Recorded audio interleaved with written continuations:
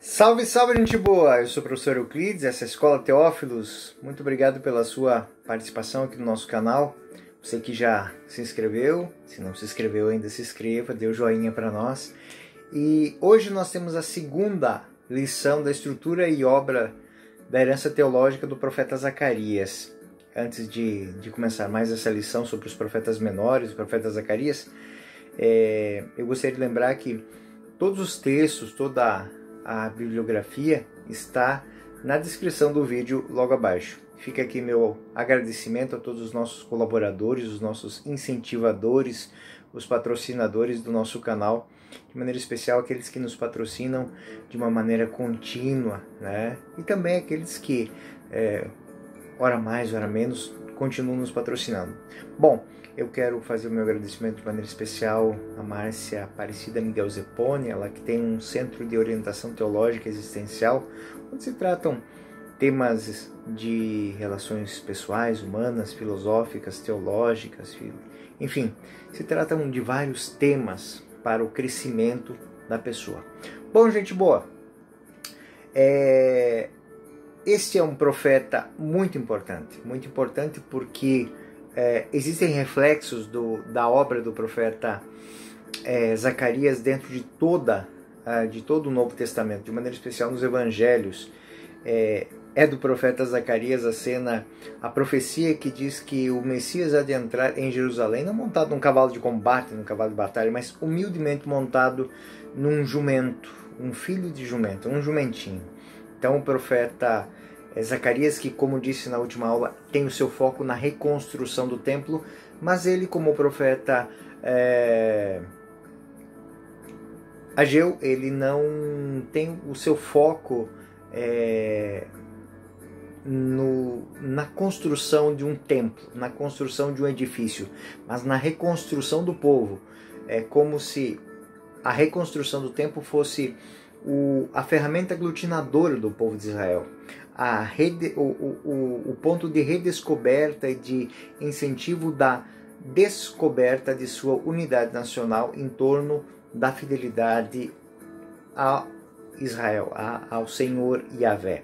Bom, a estrutura do livro, como disse, ela é uma estrutura simples, mas muito bem organizada. É uma chamada à conversão, capítulo 1, versículos 1 a 6, é um convite à conversão. Então, o ponto de partida para a reconstrução é o reconstruir-se. Ou seja, não existe uma reconstrução exterior se não houver uma reconstrução interior. O capítulo 1:7 a 6:15 é o livro das visões, são as primeiras visões do profeta. Os cavaleiros, os artesões, o medidor, as réguas, né?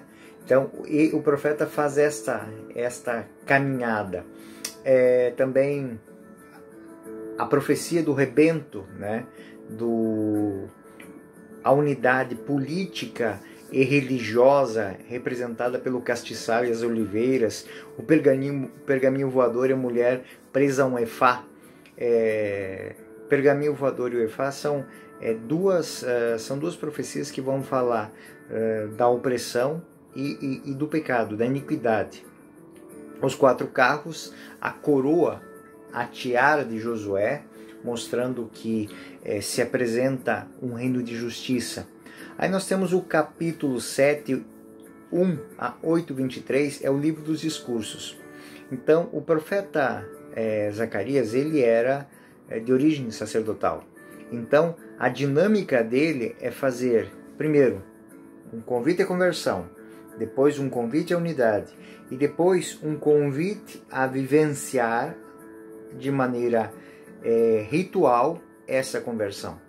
Então, se nós compreendermos assim de uma maneira muito simples, o profeta Zacarias, ele tem uma temática que é muito própria para ser meditada no período da quaresma, porque nós vamos ter aí a oração, o jejum e a esmola.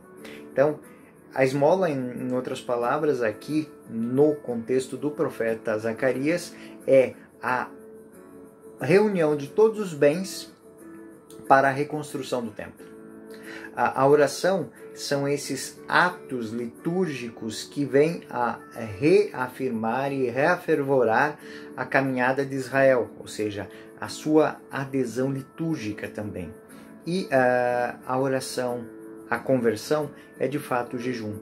Então, o profeta tem muito isso. Então, capítulo 7, 1, 8, 23 vai tratar exatamente disso. Então, o jejum comemorativo, a lição, ele faz uma memória da lição dos antigos, a era messiânica, as questões do jejum, o jejum que não é apenas uma coisa apenas ritual, mas é algo que toca interiormente e convida a um crescimento maior.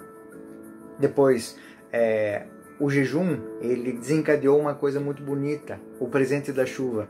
O profeta Ageu vai mostrar uma coisa e o profeta Zacarias continua. O profeta Ageu vai falar daquela seca enorme que destruiu os campos. Veio a seca, depois os gafanhotos, seca e incêndio. E aí o profeta Zacarias mostra que após um jejum, presente da chuva, a restauração, a humilhação dos poderosos que se vangloriavam de seus bens e que agora vem que esses bens vêm do céu. Então, a alegoria dos dois pastores, o pastor bom e o pastor mau. O pastor bom é aquele que é convidado a conduzir as ovelhas que lhe são fiéis. E o pastor mau é aquele que vai espezinhar, é aquele que vai ser cruel com as ovelhas infiéis. Bom, e aí nós temos o texto do Zacarias, que é um texto pleno de temas teológicos. Ou seja, o novo povo de Deus, o advento humilde do Messias, que é a cena do jumentinho, a libertação e a vitória, a restauração final de Jerusalém, o combate escatológico, a batalha final. Então nós temos aquelas cenas, aqueles personagens apocalípticos, os cavaleiros de várias cores, né? E o personagem entre as murtas, né? O grande lamento, a purificação do país, as novas pessoas. Então aqui é um convite ao universalismo religioso. É muito bonito que o profeta Zacarias aponta para isso, para um universalismo, ou seja, que não é mais a bênção do Senhor, não é posse de Israel, é posse de todo aquele que segue Israel. É muito bonito ver a cena, depois nós vamos ver mais profundamente isso, né? Ou seja, estrangeiros que vêm aos judeus para louvar o Senhor, adorar o Senhor. Então, Jerusalém vai se tornar o centro do mundo religioso, ou seja, ali habita Deus. Então, para nós cristãos isso é muito importante, porque toda a nossa liturgia, toda a nossa teologia, toda a nossa vida de fé, ela orbita em volta do que? Da Eucaristia, dos sacramentos, ou seja, dos dons de Deus presentes na nossa caminhada. Então, toda essa dinâmica, todo esse pensamento teológico, ele já é prefigurado pelo profeta Zacarias no Antigo Testamento, lá na sua profecia, 300 anos antes do profeta João Batista. Então, isso é muito interessante, é muito rica essa dinâmica. Bom, vamos para a herança teológica do profeta. Os principais traços são esses mesmo. Ter o templo a reconstrução do templo como ferramenta de unidade. Ferramenta de conversão, ferramenta de unidade política e religiosa e ferramenta, acima de tudo, de um reafervoramento, de um novo fervor espiritual do povo de Israel. Então isso é muito bonito. Então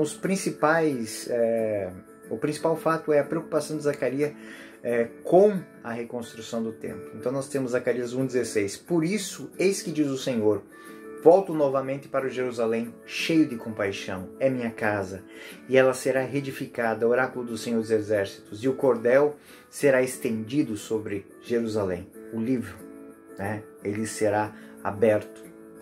Então nós temos toda essa dinâmica.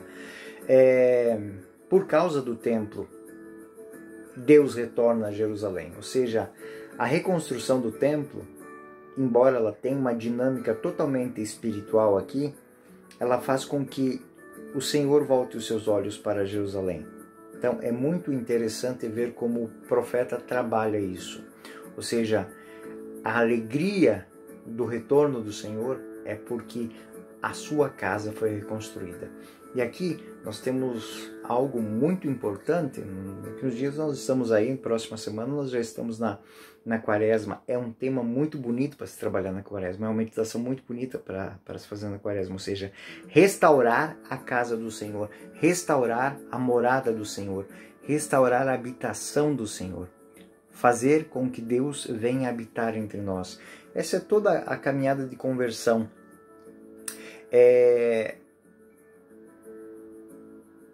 Deus se mantém, segundo o profeta Zacarias, presente onde está de fato a sua habitação. Ou seja, ele protege a sua casa, ele protege a sua morada. E assim, essa dinâmica ela é muito bonita. Então o profeta Zacarias vai usar algumas imagens muito bonitas. Eu mesmo, Zacarias 2,9, eu mesmo, oráculo do Senhor, serei para ela um muro de fogo que a cercará. Serei no meio dela a sua glória. Também Zacarias 8,3, assim fala o Senhor, eis que volto para Sião, venho residir em Jerusalém, e Jerusalém será chamada cidade fidelidade, montanha de Sião, montanha de santidade. Então isso é Zacarias 8, versículo 3. A cidade leva novos nomes, né? Então, Terra Santa, cidade edificada. Então, esses temas, esses nomes, eles vão vir dessa profecia de Zacarias. Os judeus dispersos, eles voltam para Jerusalém. Eles voltam para Jerusalém por quê? Porque lá é a cidade onde habita Deus. Lembra que eu falei da questão da esmola, da questão do jejum, da questão da oração? O profeta vai dizer que eles voltam, mas não voltam de mãos vazias. Eles voltam trazendo a sua história, trazendo as suas riquezas, que serão usadas para quê? A sua experiência usada para reconstruir o templo. É uma coisa muito bonita se a gente jogar isso para o sentido espiritual. Ou seja, a nossa caminhada, a nossa vida, ela traz dentro de nós valores que são usados, experiências que são usadas para a reconstrução. Algumas feridas, alguns machucados, mas grandes riquezas. E essas riquezas agora elas não são mais abomináveis, elas são colocadas a serviço. Então, todos têm algo a oferecer. A comunidade de Judá também, na profecia, viverá um tempo de prosperidade e de paz. Então, a Jerusalém é a cidade da paz. Então, é muito bonito. Zacarias 3,10.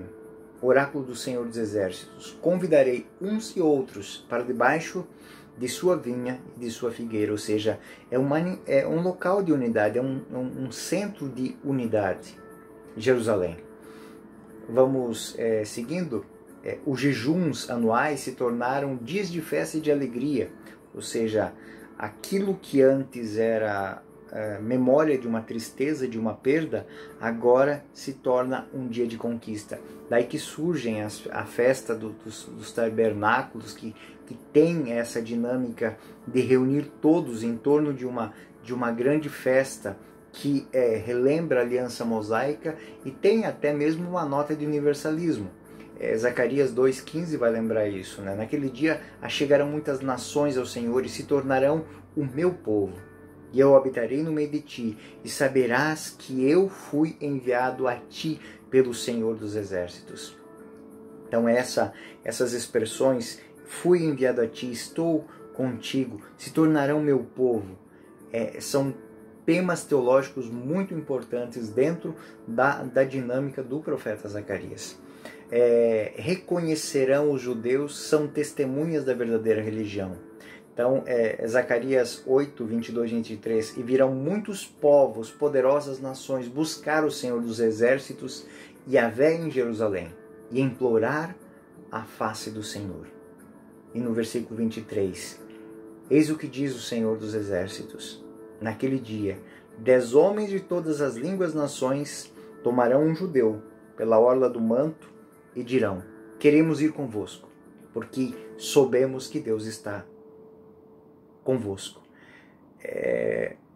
Assim, a gente não pode jamais forçar o texto, mas se nós pegarmos alguns textos, principalmente dos textos dos apóstolos e de Jesus, nós vamos ver que eles têm uma ligação muito profunda com esse texto, né? Ou seja, a quem iremos, Senhor? Só tu tens palavras de vida eterna.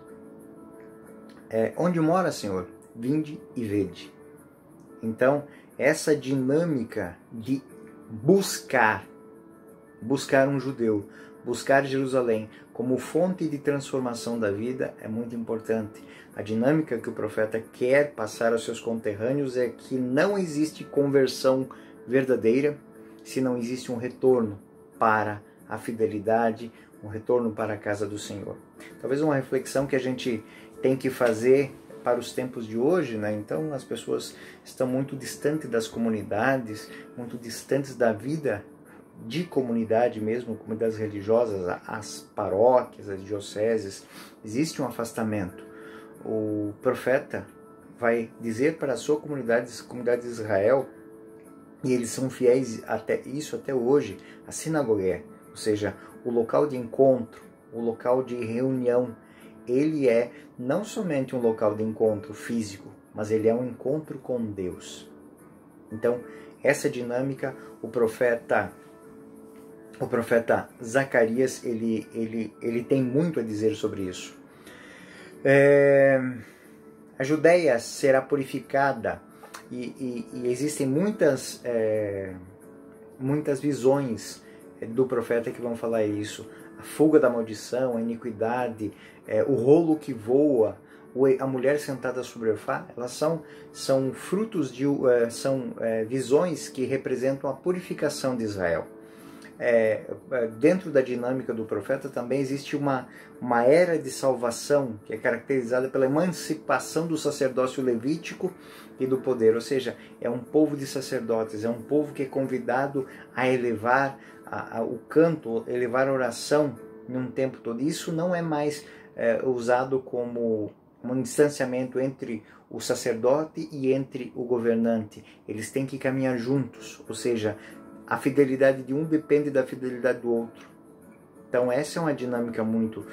em torno da reconstrução do templo se reconstrói as comunidades, se reconstrói cada homem e se reconstrói um país. É interessante a dinâmica disso. Se de um lado se reconstrói economicamente um país, do outro lado se reconstrói espiritualmente um país. Então, não existe um caminho simples para isso. E existem cenas que são muito bonitas dentro do profeta Zacarias também, que são prefigurações, são temas messiânicos, como o rebento, né? O rebento, o broto que saiu da casa de Davi.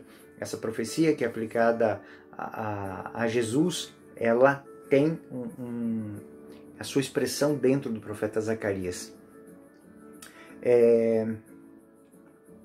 O Senhor comunica ao profeta por meio de visões, e essas visões são interpretadas por um anjo. Então, algo muito interessante aqui, que existe, o profeta Zacarias tem uma dinâmica diferente. Ele não interpreta aquilo que ele vê, mas ele se deixa conduzir por um espírito, ele se deixa conduzir por um anjo do Senhor que lhe explica. É muito interessante, porque as explicações, elas não provêm da razão do profeta, mas de algo que, além de ser colocado em sua boca para ser proclamado ao povo, é também dada a sabedoria. A sabedoria é algo muito interessante, porque é uma prefiguração no profeta Zacarias de algo que nós temos muito hoje, ou seja, essa presença do Espírito de Deus, do Espírito renovador. Também no profeta Zacarias nós temos, se deixa bem clara a questão o cuidado com a nossa vivência. porque a nossa vivência ela tem que apresentar-se diante de Deus de uma maneira muito sóbria, muito limpa, muito fiel, muito dedicada, porque Ele vai falar, das poucas vezes que se fala, o profeta Zacarias vai falar do tentador. O tentador não simplesmente como aquele que faz dispersar, mas aquele que presta atenção para julgar, para condenar. Então, protetor, o anjo do Senhor disse a Satã: o Senhor te confunda, Satã. Confunda-te o Senhor que escolheu Jerusalém. Josué não é porventura um tição escapado do incêndio. Então, Josué, o sacerdote, é aquele que é ungido, é aquele que é separado para fugir das insídias de Satã. Né? Então, Satã é esse tentador. O anjo do Senhor disse a Satã: o Senhor te confunda, Satã. Então, aproveitando o ensino dos profetas anteriores, Amós, Isaías, Miqueias, interpretando de acordo com os princípios da fé e à vista, Zacarias é capaz de sintetizar a mensagem messiânica numa visão que não é uma visão desligada da realidade, mas ele abre as portas para o Apocalipse, mas o Apocalipse é compreensível, ou seja, o Senhor vem e o Senhor vai fazer morada no nosso meio, mas depende de nós construir essa morada. Então é algo muito interessante. E dentro, como disse, dentro do profeta Zacarias nós vamos ter um texto que é uma compilação teológica. Ou seja, nós temos a profecia que foi direcionada para um tempo específico, ou seja, para a reconstrução do templo, para a reconstrução moral, a reconstrução do povo de Israel enquanto nação, enquanto povo. Mas dentro do profeta Zacarias existem profecias, é um mosaico teológico que tem ali, com temas que são muito interessantes para o Novo Testamento. Então a nossa herança teológica ela é muito enriquecida pelo quê? Zacarias 9, capítulo 9 ao capítulo 14, vai tratar de temas como Deus Criador e Soberano, sobre a soberania de Deus, ou seja, é Deus que conduz a nação. É uma teocracia nacionalista, ou seja, nós damos espaço para que Deus conduza o caminhar de nossa história. Depois, o reino espiritual, ou seja, não é simplesmente trabalhar para fazer coisas aqui. Talvez um dos grandes problemas da humanidade e um dos grandes problemas da nossa fé hoje é achar que Deus está preocupado com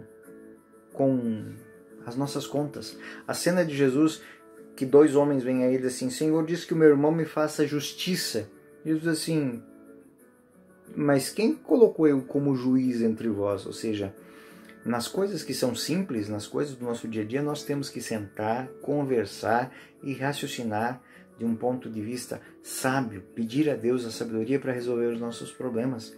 Porém, o reino de Deus, as nossas verdadeiras lutas são para construir o reino espiritual. De que vale o homem inteiro ganhar o mundo inteiro se vier perder a vida eterna? Eu acho que tem muita gente desfocando isso. Ou seja, o foco é na vida eterna. Nós não estamos aqui para construir bancos, nós não estamos aqui para construir muros, não. Nós estamos aqui para construir um reino espiritual. Ou seja, o nosso foco. O resto vai vir por acréscimo, né? O resto vem por acréscimo. Também outro tema muito importante dentro do profeta Zacarias é a perspectiva escatológica do Messias. Ou seja, o Messias não o profeta Zacarias não disse em momento nenhum que o Messias é alguém que está para chegar, é alguém que está vindo. Não. A escatologia, ou seja, a realização do final dos tempos, ela é iluminadora, ela é transformadora. E o final dos tempos, ou seja, ele não depende do Messias, ele vai vir. Ou seja, o Messias tem que ser escutado antes. Ou seja, o Messias tem que ser escutado hoje. A palavra de Jesus, como a palavra do profeta, não estão ligadas ao final dos tempos, mas estão no hoje, no aqui, no agora. Eu tenho que amar hoje, eu tenho que viver hoje, eu tenho que ensinar hoje, eu tenho que crescer hoje, eu tenho que... Eu não posso jogar minha salvação para o último dia. Santo Agostinho dizia que isso era uma tentação terrível, era uma artimanha de Satã terrível, ou seja, deixar para o último dia a minha conversão. Hoje, Santo Agostinho vai dizer no livro das Confissões, hoje, eu não posso perder o hoje. Eu tenho medo da graça de Deus que passa, porque uma vez que tenha passado, ela não torna mais. Então, o messianismo pessoal, ou seja, o messianismo pessoal é o seguinte: eu sou portador da Boa Nova. Eu sou portador do messianismo. Eu sou o portador da Boa Nova de Yahvé. Para nós isso é fundamental. Onde está um cristão, ali está Cristo, ali está a igreja.